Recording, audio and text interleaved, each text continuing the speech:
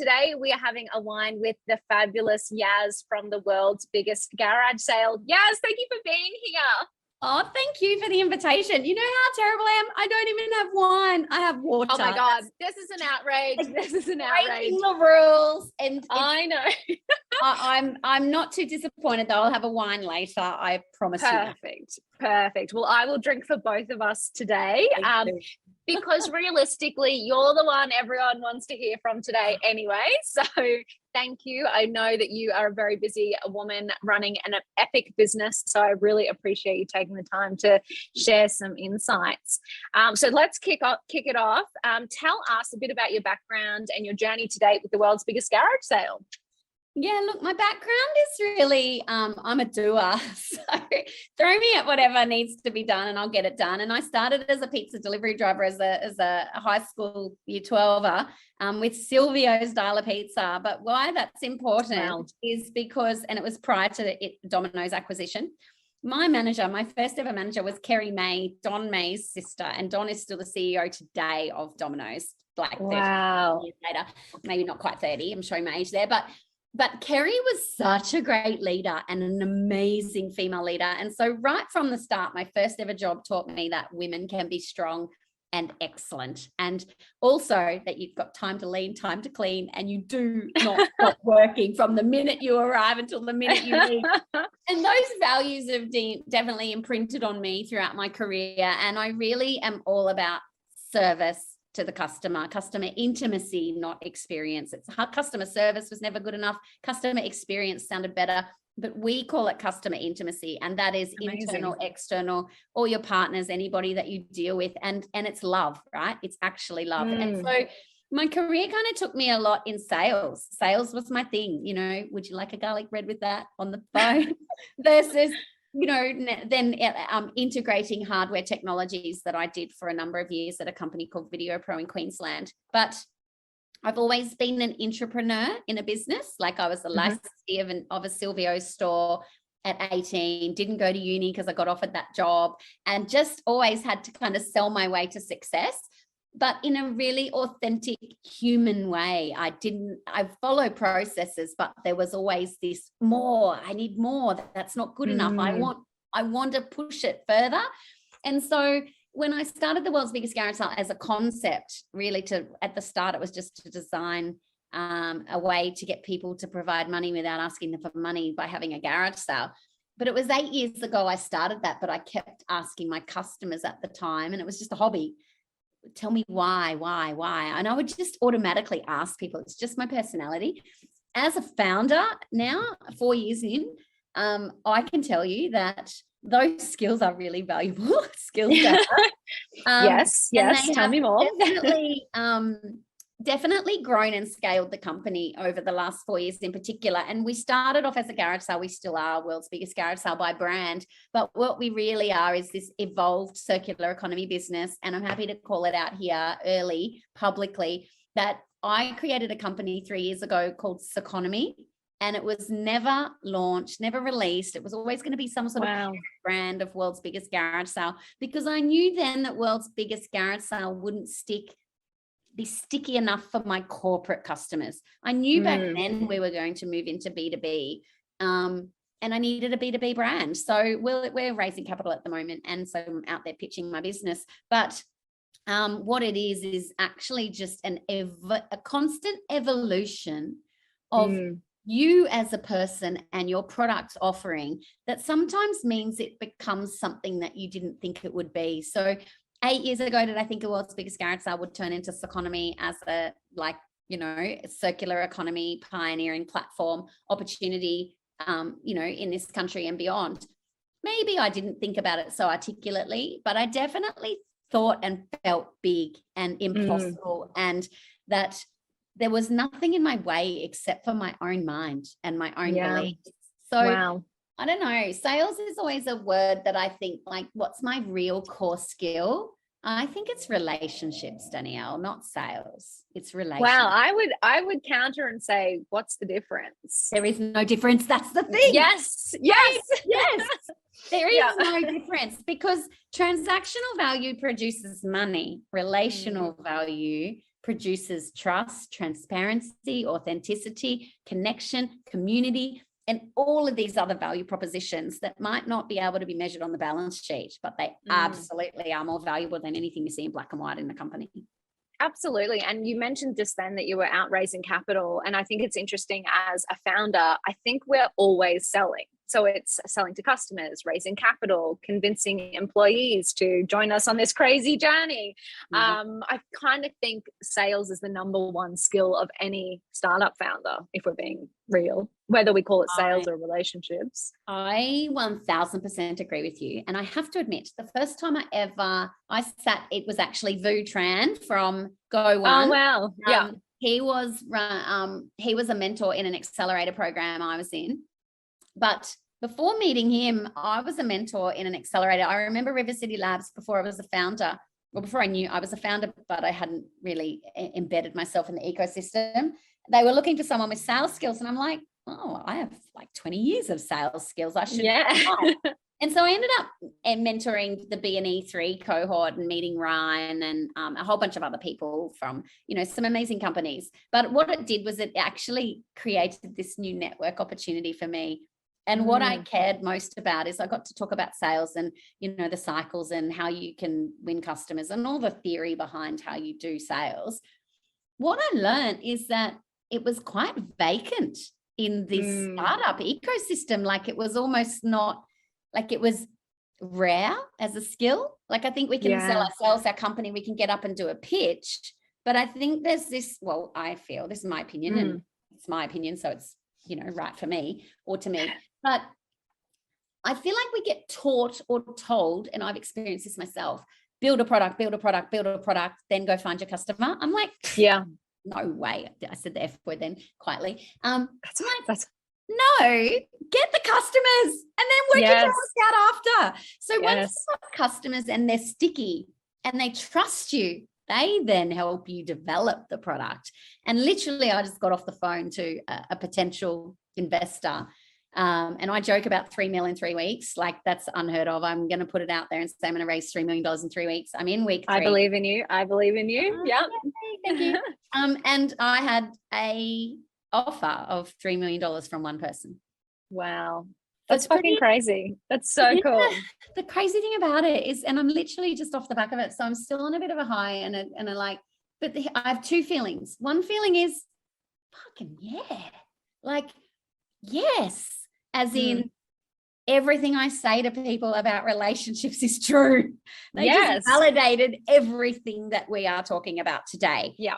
Trust, transparency, relationships, good information flow, having each other's back for better, for worse, being there through the trenches, true relationships that are relational, not transactional, versus I could have just transacted with these people for the last 3 years and had a very linear, boring relationship today that would have made it harder for me to pitch my business. Yes. Or there was so much love in the room and trust that all that hard work of proving and delivering on what you say you will do. Yes. Key in sales, right? Like you could sell anything, right? But if you don't do what you say you're going to do and follow through, then you could be the best salesperson in the world and you won't sell shit, to be honest. Yeah. And you won't keep customers. And the thing that people don't realize is that getting new customers is super time intensive and super expensive.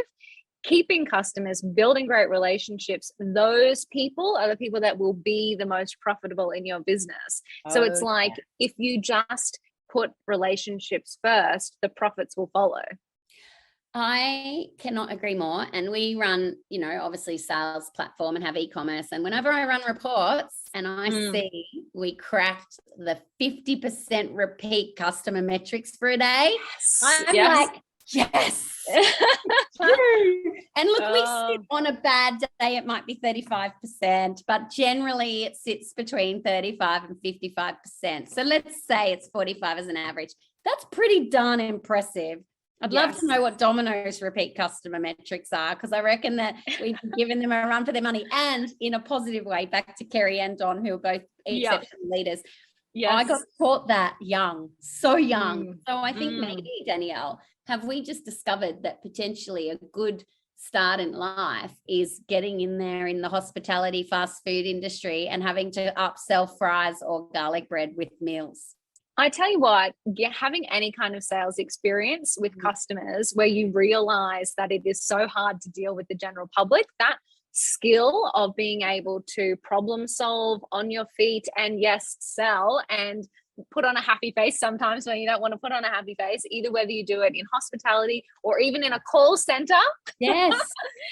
Like, get in the trenches. I think that hard work is underrated. Do the hard work, because that's the stuff that builds that thick skin. And then when you've got your brilliant idea, there's all of those skills just start stacking and come to fruition. It's unbelievable. You are absolutely right. It's like habit stacking. They talk about habit stacking.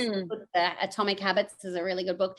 I read some key books that changed me, Danielle, or not. Tell me, share them. They validated me, right? They validated my way of thinking. And when you're a lonely, crazy leader, and I was, even as a female, the only female driver, then the female store manager, and it's just like a part of my story and I'm okay with it. But like when you're the crazy one, and I've always been the crazy one, when I read a book, I'm like, oh my God, there's other crazies. So the book for me that changed and transformed me to accept that sales / relationships is a thing. Raving Fans, really good book. Awesome. And Delivering Happiness by Tony Hsieh, the founder of Zappos, really good book. Awesome. I remember hearing him speak at the first National Online Retailers Conference. I think it was not called National Online Retailers at the time, but it was back in 2000 and early. And I heard him speak and I'm like, oh my God, he thinks like me. And all I thought was, like Zappos, you can ring and Zappos will order your, like if you need a pizza and you can't get and make it, Zappos will sort your pizza out for you. It's like the Brisbane City Council call centre. You call the Brisbane City Council call centre today with a water main issue. You don't get put to the water main department. You actually speak to Mary, the water main lady that happened to answer the phone. Mary doesn't specialise in water mains. Mary is now your key contact for your problem. And she doesn't bat you to another department. They've won awards nationally for their call center operations, because I call it, I've got a special acronym for you, Danielle. Tell me, please tell me. It's called GAS. In our business, I teach people, do you have gas? Do you GAS? Give a shit. Because if you don't give a shit, like, I know that sounds awful, but it's like a customer arriving at 5:49 and you've closed the store at 5:30. Do you let them in? Yeah, you do. Yep. You absolutely do. The phone that's a customer rings after for close. Absolutely. The phone rings after close. Someone said to me this morning, customer asked me to hold this item. It's $5. I'm like, and I hope you hold it. Oh, is it really worth it? I'm like, yes, it's worth it. Oh my God. $5 table that customer asked us to hold. He could have an office fit out tomorrow that's worth $30,000 and you do not know. And that's not why you do it.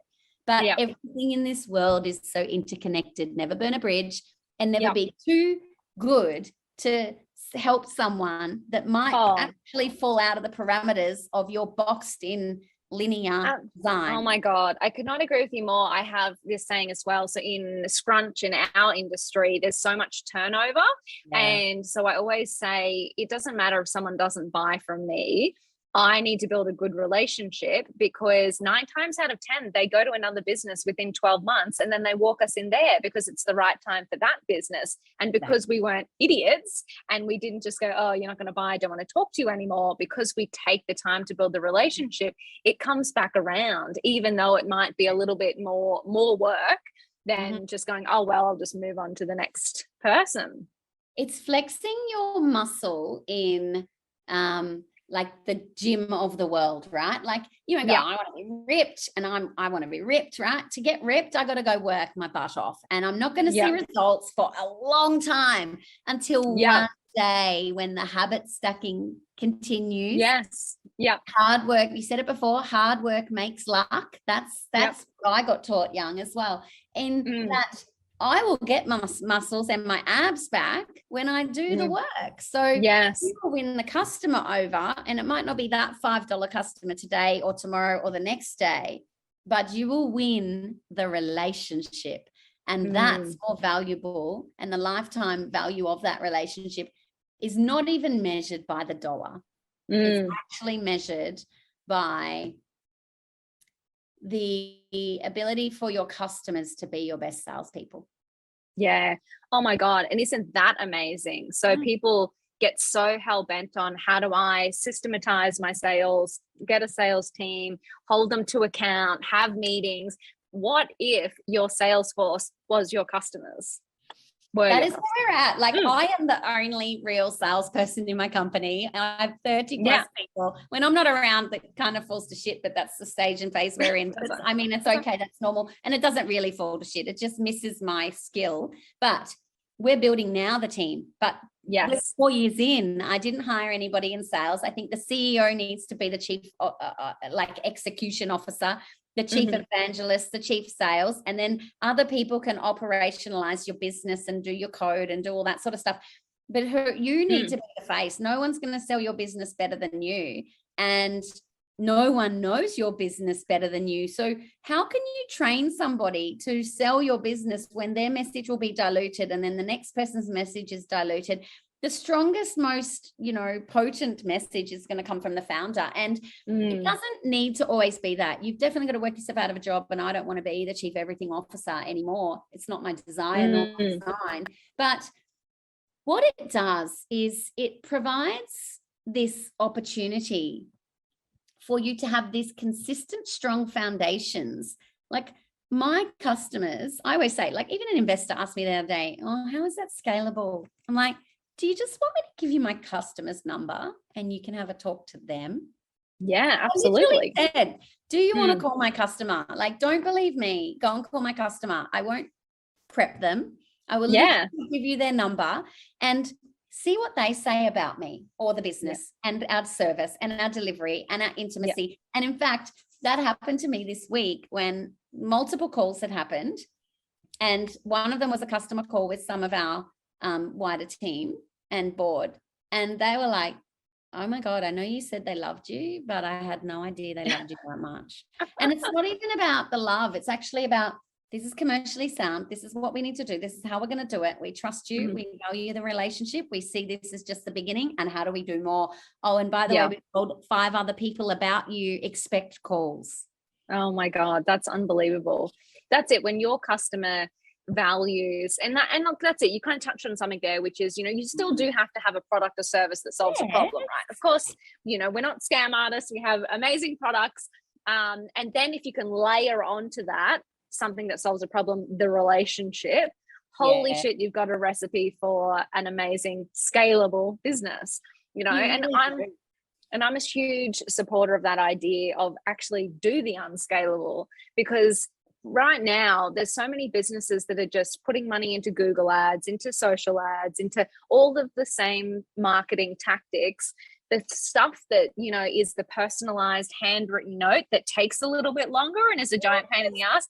That's the stuff that people love, that they then share on social media, that they go, oh my God, have you seen this cool brand that does X, Y, Z? It is the unscalable that gets noticed these days. Do you know why? Because it's how you stand out. You must be different. And if you are playing in the red ocean, get the hell out of there as quickly as you possibly can and go and find something that makes people scratch their heads and go, how on earth can you scale that? Like Julie Mathers from Flora and Fauna, she has handwritten a note in every product since the beginning of time. $37 million acquisition recently, and deservingly so. Absolutely. Because she never lost the essence of her human in the business.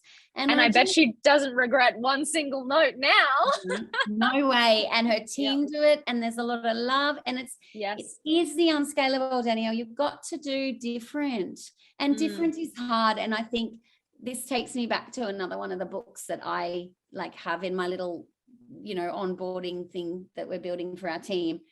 You have to read some certain content to work with us, and if you don't read it, then get out. That's so good. There's no option. This that. The values, we can say love and this and that are all our values, but if you don't watch Who Moved My Cheese and watch the 15-minute fable and tell me which character you are from Who Moved My Cheese. And they're all strong. They all have strengths and weaknesses, but I need to know which one you are and which one you resonate with and which one you want to be. And are you really who you are? And do you want to create a different way to handle change? And watch that and listen to the audiobook Eat That Frog and understand how procrastination steals your life away from you. Not because I care about you executing in my business. Of course I do. That's important. But I want you to execute in life, because the better you are in life, the better you are in your business. And there's this, you know, I suppose, is that scalable? You know, like onboarding. Who onboards their staff and makes them do love language? Who Moved My Cheese? That frog. Like, that's, whether my team like it or not, that's what we're currently designing. And everybody that comes into our business will go through that methodical, you know, like. But it's super interesting. It's super interesting though, because you said something then, you know, if you're good in life, or if you feel confident, and if you're, you know, whatever, you will be that inside business. And it's the exact same thing for the employees. Like we just talked about having customers as advocates. If you have committed the time to improving the life of your employees, there's your sales force. They're out there every day posting on LinkedIn, being proud to work for somewhere that cares about them, not just as an employee, but someone that, you know, wants to do better in life. Yeah, you're right. And you don't always get it right. Like, it is a show some days in a startup. Oh, totally. You've got all the mental you wouldn't be doing it right if it wasn't a shit God. show. I just say to my team some days, can you just This is why we drink the wine. This is why we drink the wine. Actually, I need to. But I just say to my team, like, cling on, hang on. This is how it's meant to be. You just have to trust the vision. And every founder that's ever made it has told me of basically where they almost collapsed and died, quite. Yes. Not literally, but fell off the cliff, crashed down, no money, last moment, you know, credit card debt, like crazy. How are they going to pay payroll next fortnight, month, week? And they've all got that story of hell. And this is what I say to my team. I said to someone before, you know, it's hard right now, you know, really hard. But when it's hard, that's when you stand tall, and don't don't bow down to the normalities of the way the world wants you to act when things are hard. You've got to actually get up and find a way through your own mental bullshit and keep going, because often the shit in your head that you're saying is what's stopping you from doing what you want to do. It's not the customer, it's not the product, it's not the person, it's not the mentor, it's not your mom, my God, it's not your sister. It is actually on you. And Mel Robbins is a great author to listen to, and she'll say it's on you. Like, you can't blame. My team can't blame me for being tired. I can't blame them for me not, you know, being able to do what I want to do. I can't blame anybody. The one person I can blame for everything is me. Everything. Absolutely. Oh, you are, the minute I learned that you are 100% responsible for your own life is the minute things got better. I literally realized that anything that I wanted, I could get, because it was up to me. Anything, that's fucking magical. Anything, oh my God. Anything. Like, people go, oh my God, Beyonce, Oprah, anyone else that's super famous, insert here. They're us. They have the 100% us. Yes. They just overcame the bullshit in their head. Yep. That's the only difference. If it's to be, it's up to me. Little Engine That Could, that's my actual all-time favorite book. And just doing what you say you're going to do. Go back to the old-fashioned values. You know, don't I love that. And knock on your neighbor's door. Oh, I love this. Tell me more. Well, just, you know, I grew up in Sydney and lived with my nana pop. My mum was a single mum. And when my dad left, and my mum was 21 with 3 girls under 3. And wow. Back much respect. I know, much respect. She's amazing. She passed away a few years ago. But 21, 3 girls under 3, moved back into her parents' house, and her parents had 6 kids. She was the second in line. Then there's 4 more kids below my mum, and 2 of them are like within 4 years of my age. So my mum's kind of at the top of the food chain of her parents, had 3 babies. And then my dad's left. And then, of course, we moved in with Nan and Pop in a 2-bedroom sleep out house with 6 kids now. And wow, adults, and like out of control, right? But they just taught us. I never felt like we went without, even though it was tough, right? Tough life. But Mum just always taught me that you can have any life that you believe you can have, and that you can do anything you say you can do. And the thing that stops you achieving anything in your lifetime is not anyone or anything. It's you. And for me, it was all about, like, my Nana Pop used to get me to knock on my neighbor's door, coming back to that, right? And I call it share the sugar and borrow the butter. Now, how long ago was it since you knocked on your neighbor's door and asked for a bowl of sugar? Never in my entire life. Yeah. Okay. Never. Moving boxes. So I once asked for moving boxes. There you go. See, you've done it. There you go. Well, there we go once. It's happened once. If I run out of milk right now, and I don't drink milk, but say I run out of something, right? And I'm like, shit, I need sugar in that recipe. I will get in my car or go on a scooter or walk down, like, fuck around, when I could just, hi, I'm Yas from next door. I'm just wondering if I could borrow a bowl of sugar. Do you know that one moment could change someone's life, yours or theirs? Yeah.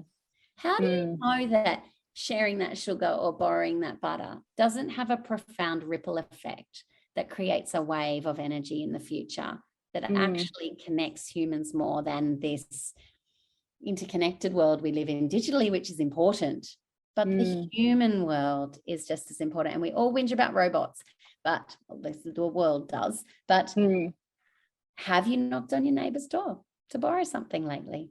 It's like a bucket list item that people should. In fact, I'm going to write an article. Oh my God. What's on your bucket list? What's on your bucket list this year? What are your New Year's resolutions? I'm going to create good old-fashioned fucking values as resolutions for people. I'm going to do like the best New Year's resolutions. And this is the funny thing, right? Like, even just doing that, like, I'm excited because it energizes me. But there's a sales strategy in that, Danielle. I'm with you. I'm with you. I've got it. Yeah. So I want to throw the question back to you.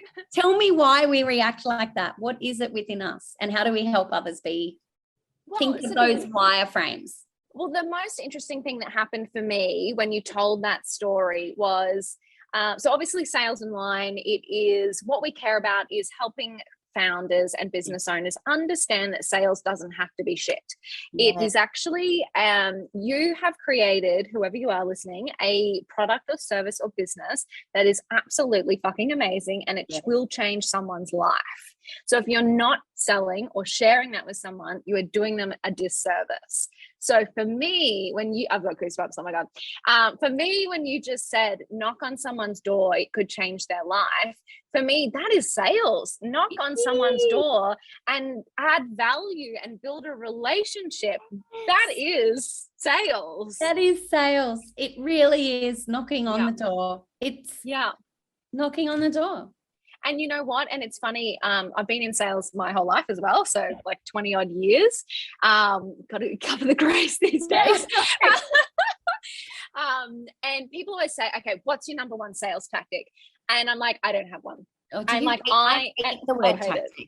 Me too. Don't use the word tactic, please. I know. And I'm like, I am just willing to talk to more people than anyone else, because I don't mind hearing no, because I can still build a great relationship and I'll just care about what I do. And so I will talk to as many people as it takes to achieve my goal. And now it's like, I will just knock on as many doors as I need to and ask for some butter. I know, borrow the butter, share the sugar, borrow the butter, share the sugar. Share the sugar, borrow the butter, because you're going to make it clicky, right? But here's the funny thing, like what you were just saying, Danielle, is, you know, when we knock on the doors, we pick up the phone, we do the work. Again, I think we're looping back to, I sensed that these amazing people watching thinking, oh, my product's not good enough. That's bullshit. It's Total just bullshit. that you fear going out. You fear. Get rid of the fear. And so another little acronym I made up is around LEAD, LEAD, right? And this is what I think is key. Leave egos at the door. So LEAD, leave ego at door. Who gives a fuck what they think about you if you knock on the door and they say no? Who cares? Totally. You will learn something. Like I always say, I wrote in a message the other day to an investor. So they get back to me and I'm like, look, my time is valuable too. I need to put you on the list of yes or the list of no. And I was like, totally. do. And then I went, a fast no is okay. A fast yes is okay too. But could you just let me know either way? And they came back and wrote, fast no, love the comms. Let me know how I can help in any other way. So I went, actually, I'd like this, and this from your team. I've got this promo going on. Would you be able to introduce me to someone in your team? And he's like, here's the person. There you go, done. And so oh my God, it was respect, right? And yeah, I don't care. My ego is not bruised by him saying no. I'm like, yeah. Well, in actual fact, it led to another opportunity. So being you and being authentic and actually just not fucking around and telling how it is led to another opportunity. It's just show reel versus real. Here's the show reel of me, and everyone thinks I'm doing it and they think it's awesome. You know what? We are all awesome. We absolutely are all awesome. But we're also all a bit fucked up too. And we've all got real. And I want people to be prepared and comfortable talking about the real, which means, you know what? I did get a no this week of someone I really, really wanted because I really loved their values. And I think they're rock stars and they invest in female founders and it's just not the right time for them. And I was like, fuck, like I'm gutted because I love them. But you know what? I'm not offended. I'm like, let's chat for the next round. I'll put you on the monthly updates. Are you comfortable with this? Do you mind if I lean on you for these? And so there was no burning bridges. Yes, exactly. I was still a little bit sad. And I said to my board, I'm like, damn, I'm a bit pooed because I really wanted them. But what I wanted was access to these amazing people. I have lost that access. I just don't have their money. So that's fine. One door closes, another one opens, and they don't actually open, Danielle. You got to go knock. You've got to knock. Oh my God. Oh, this is so good. So, you like dropped the mic with that. Oh my God. No. And literally I was just about to say, let's fucking call it there. That was amazing. You are absolutely incredible. And I love that. I don't think we had questions. I don't know what happened to the questions because that's so good, but it's so interesting. I love your philosophy around relationships and adding value and just doing what you said you were going to do. I mean, if we just threw the word sales out the window and came up with a whole new language, like there it is right there. That's absolutely incredible. So thank you for joining us on A Wine with Yas. I will link up all of your amazing website, socials, all that. So all of the lovely sales and wine people can find you. I appreciate you. I appreciate your time. And thank you for the value that you've brought to our community today. Thank you. I'm really excited about hearing some great stories from people that watch this and for them to knock on our doors, Danielle, and tell us the great stories of what happened when they knocked. Oh my God, I can't wait as well. And everyone take that as your cue to reach out to either of us or comment. We want to hear from you. That's so good. Thank you.